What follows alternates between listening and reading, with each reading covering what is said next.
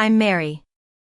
It's been 6 months since that fateful Friday evening in my kitchen, but the memory still stings like a fresh wound. I'm sitting on the porch of my grandmother's cottage, the one that was almost stolen from me. The lake in front of me is in that beautiful in-between state of winter and spring. The ice has melted and the water is a deep, cold blue. The birches along the shore are just starting to show a faint hint of green. As I look out at the lake, I'm transported back to that night when my world was turned upside down. I was sitting at the kitchen table, making pasta as I did every evening after work. The kitchen smelled of garlic, olive oil, and the herbs on the windowsill, a smell that was so ordinary, so comforting, until it was shattered by what was about to happen. My husband, Jake, had texted me that he'd be home by 7. But when he walked in at 6:40, he wasn't alone. His mother, Helen, was with him. Helen always dressed in a way that made her seem more important than she was. She had on a dark blazer, a pearl necklace, and low-heeled shoes. Jake had that careful look on his face, the one I'd started to notice more and more lately. He was carrying a manila envelope. "We've been thinking," Helen said with a fake smile. "About the future, about our family." Jake slid the envelope across the table to me. "It's a proposal, a legal one. We had an attorney draw it up." I stared at the envelope, not touching it. "What kind of proposal?" I asked, my voice barely above a whisper. Helen leaned forward, as if she was explaining something to a child. "My daughter, Lily, has been struggling. Your grandmother's cottage is mostly empty. It could give her a fresh start. And the investments. Well, I've had some medical expenses this year. In a marriage, assets should be shared. The money your grandmother left you is family money now." I opened the envelope and saw a document. It was a voluntary asset transfer agreement. At the top were my name, Jake's, and Helen's. The subject line read, "Transfer of real property, Lakeview Cottage and investment assets, approximately $2 million in value." There was a signature line at the bottom with my name typed beneath it. My hands were shaking as I put the document down. "You want me to sign over $2 million to Helen and give the cottage to Lily?" I asked, my voice steady but my heart pounding. Jake finally looked up from the table. His expression was a mix of shame and calculation.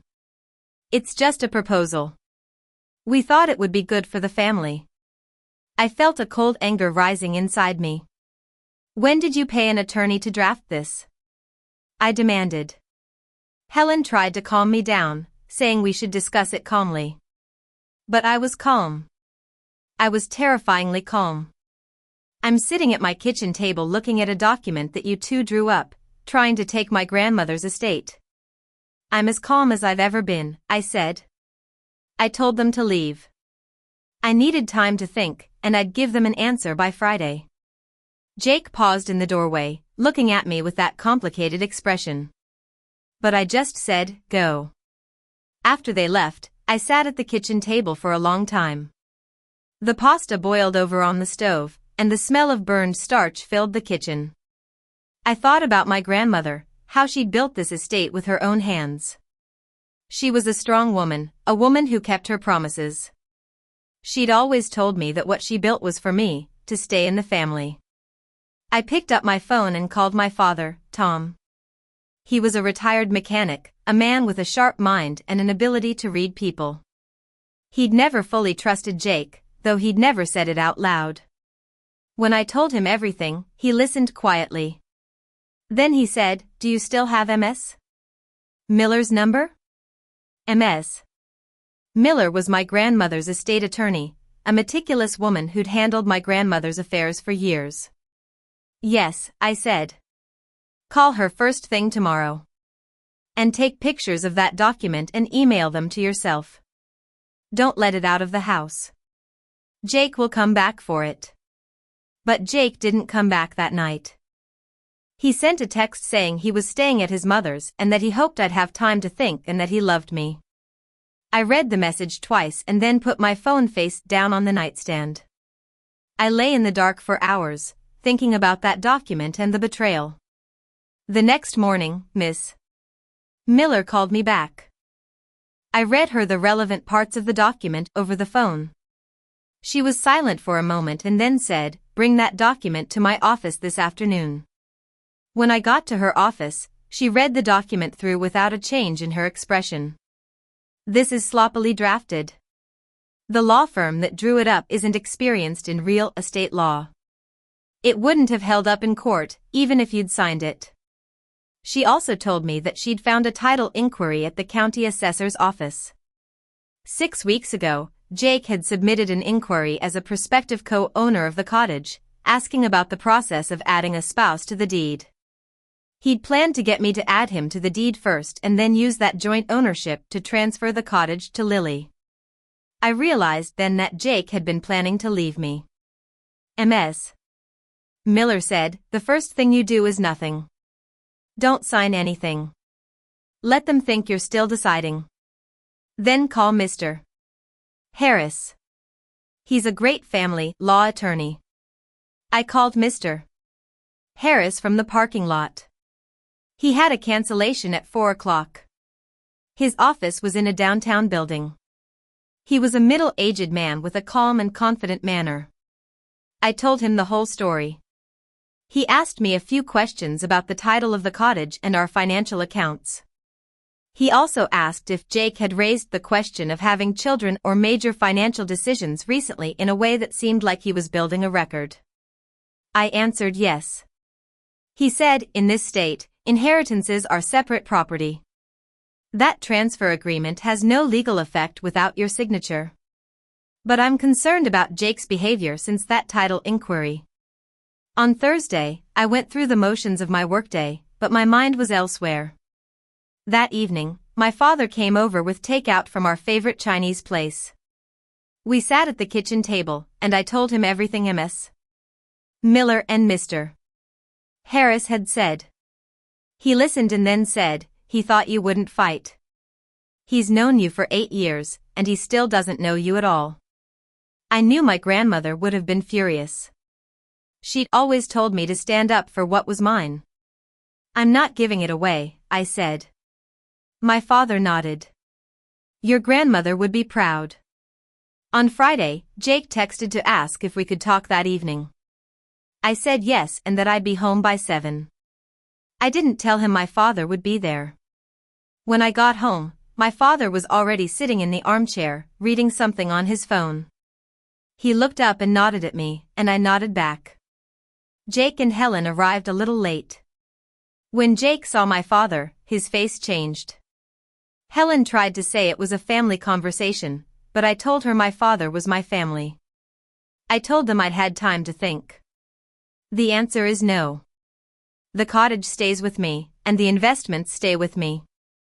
I won't sign that document. It's legally insufficient and potentially actionable. The kitchen fell silent. Helen's fake smile disappeared. Jake tried to say we should talk privately, but I said no. I told them I knew about the title inquiry and that I'd spoken to 2 attorneys. Helen scoffed and said we were trying to help the family. But I wasn't moved. I told her, "You've been asking about my finances and property for months. You and Jake drew up this document in secret. You thought you could pressure me into giving away my grandmother's estate." Jake finally spoke. "I thought it was just money. Mom is in debt, and Lily has nothing. She's been living in her car for 2 months. It was new information, but it didn't change what they'd done." "That's terrible, but it doesn't excuse what you did," I said. My father then spoke up. "My daughter has been more than fair. A family law attorney and an estate attorney have options if they're aware of this asset transfer attempt and title manipulation." Helen's composure cracked. Jake asked what I wanted. I said, "I want honesty. When did you first consult the attorney? Are there other filings I don't know about? And what's the real situation with Helen's finances?" Over the next 2 hours, the truth came out. Helen had approached Jake the previous November, 3 months before my grandmother died. She had debts from bad investments and had borrowed money at high interest rates. She'd told Jake she had significant expenses and that Lily's situation was getting worse. Jake had thought my grandmother's estate was the solution. He'd convinced himself that I'd agree if he presented a good case. But he'd made a huge mistake. I decided that I wouldn't make any decisions about our marriage that night. I retained Mr.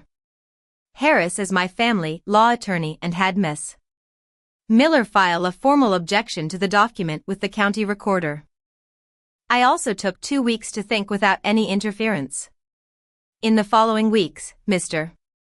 Harris filed the necessary protective documents with Miss Miller's help. The county recorder's office flagged my property records. Any future inquiries would go through Ms. Miller's office first. I also called Lily in November. I told her I wasn't calling about the cottage. I said I knew she was in a difficult situation and that I was willing to help her find stable housing as a loan, not a gift. She cried, a real, surprised cry. We talked about what the help would look like, and I kept my word. In February, Jake and I ended our marriage after 3 months of couples therapy. It wasn't a bitter ending, but it was the end. I didn't hate him, but I wasn't sure I'd ever fully forgive him. Now, sitting on this porch, looking at the lake, I realize that I've learned a valuable lesson. The things worth having are the things others will try to take, and I'm worth fighting for. My grandmother built this place with love and determination, and I've kept it. The strength I've found is quiet but unwavering, like the lake in front of me.